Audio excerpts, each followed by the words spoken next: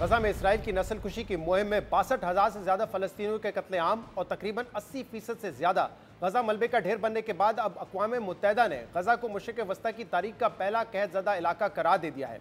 अक़वाम मुत्तहिदा के इदारे IPC की रिपोर्ट में गजा शहर और मज़ाफ़ाती इलाकों में शदीद नौइयत के कहत की तस्दीक करते हुए कहा गया है कि यह कहत मुकम्मल तौर पर इंसान का पैदा करता है जिसे रोका जा सकता था। रिपोर्ट के मुताबिक गजा में 5 लाख से ज्यादा अफराद तबाहकुन कहत का सामना कर रहे हैं और बहुत से लोग ग़िज़ाई किल्लत की वजह से मौत के खतरे से दो चार हैं।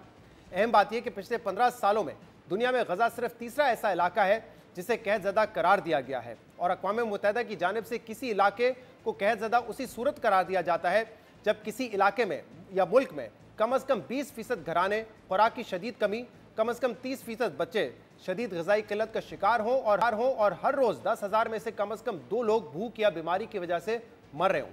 लेकिन गजा में सूरत हाल इन पैरामीटर्स से भी कई ज़्यादा संगीन नज़र आती है, जहाँ पिछले कुछ माह में 270 से ज़्यादा अफराद सिर्फ भूख की वजह से जाँ बाक हुए हैं, जिसमें बड़ी तादाद बच्चे और ख़वातीन की है, जबकि 5 साल से कम उम्र के 1,30,000 से ज़्यादा बच्चे ग़िज़ाई किल्लत की वजह से मौत के खतरे से दो चार हैं। गजा से हर रोज़ दिलसोज मनाज़िर सामने आ रहे हैं और ये सूरत हाल तब्दील होने का भी कोई इम्कान नज़र नहीं आ रहा, क्योंकि इसराइल ने गजा शहर पर मुकम्मल कब्जे की तैयारियां तेज़ कर दी हैं, जिसके लिए इसराइल भूख को हथियार बनाने के बाद अब शुमाली गजा को पानी की फराहमी रोक कर लोगों को जबरी नकल मकानी करने पर मजबूर कर रहा है।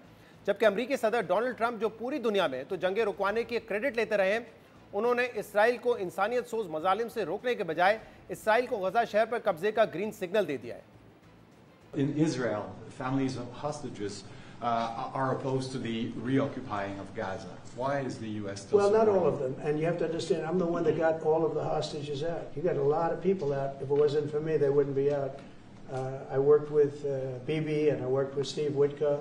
But if it wasn't for me, you would have all these hostages would most likely be dead right now. The situation has to end. It's extortion and it has to end. And we'll see what happens. I actually think they're safer in many ways if you went in and you really went in fast and you did it. अमरीकी सदर Trump Israeli कार्रवाइयों पर अपनी हिमायत का इजहार करें, जबकि Israel अपनी हठधर्मी और गैर इंसानी कार्रवाइयों में इस हद तक आगे बढ़ चुका है कि इसराइली फौज न सिर्फ गजा के शहरियों का कत्लेआम कर रही है, बल्कि इसराइली हुकाम पूरी दुनिया के सामने गजा के लोगों की बेबसी का मजाक उड़ा रहे हैं। देखिए कैसे इसराइली फौजी निहत्ते फलस्तीनियों की टारगेट किलिंग करके जश्न मनाते हैं और इसराइली वजीर कैसे बच्चों और जेल में कैद फलस्तीनियों की तस्दीक करते हैं। זה מה שהם רואים בבוקר, כשהם יוצאים לשעת חצר שלהם, זה מה שהם רואים, ואחד מהם למען כאן זיהה את הבית שלו. ככה זה צריך לראות. אתם לא תנצחו אותם. מי שיתעסק עם עם ישראל, מי שירצח לנו ילדים, מי שירצח לנו נשים, אנחנו נמחק אותו.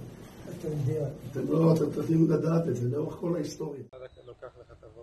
לא ורוד, אני על הכחול אני.